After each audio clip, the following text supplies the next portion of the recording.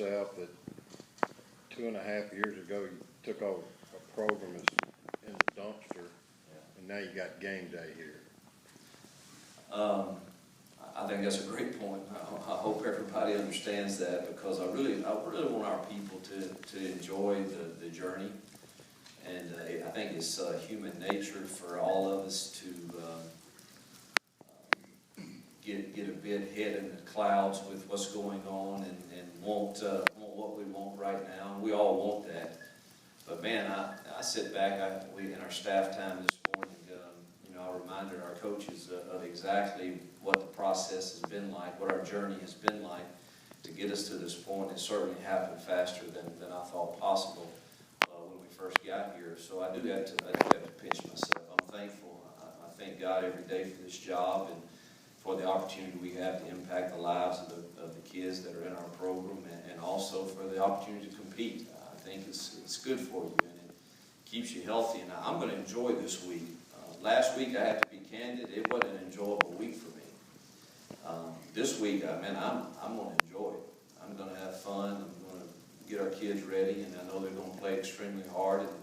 And, whatever happens with this game Saturday is certainly, you can't make too much out of a win or too much out of a loss. There's a lot of the season left and a lot to play for.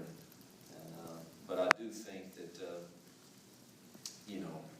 we've been on a short journey and have come a long way in a short amount of time. Hugh, is there an advantage to be gained this week by having Chris Kiffin on your staff, and what do you think this week will be like for him? I don't know that there's an advantage. I actually spent a week with Lane, when I was back here with Ed, and of course Chris, I don't know how much they sit around and talk offensive football. Chris probably talks more with Monty about the defensive side, but we'll certainly ask him if there's I'm sure in the defensive room that they're talking about, anything that would give us an advantage. I think this week for him, I know a lot of our family are coming, and I'm not sure, Chris is getting them tickets, so I assume they're cheering for him. I don't know, but it'd be, anytime you compete with people you love, and you want to win. I wanted to beat my brother growing up and my cousins growing up in anything we did, but that certainly didn't mean that after it's over, you'd fight with them in life. So I'm sure it'll be the same Saturday. Chris is going to want to win. Lane's going to want to win.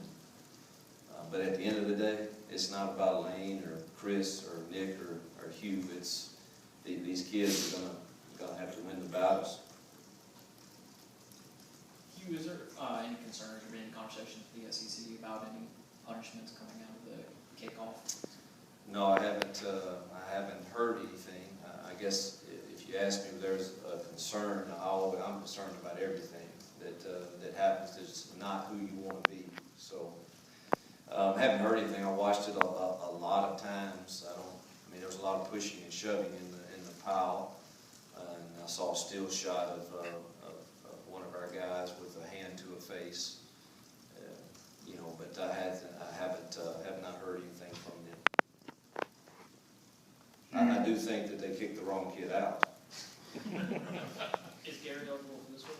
Yes, he's had to set out a half, which he did, and he would have been kicking at those 43 yards, but I don't think it was him from watching the film, unless somebody has a different version of. I don't think it was me that got a 15-yard penalty, even though people choose to write that. That's not the truth either. So. You mentioned the running game. I guess, have you seen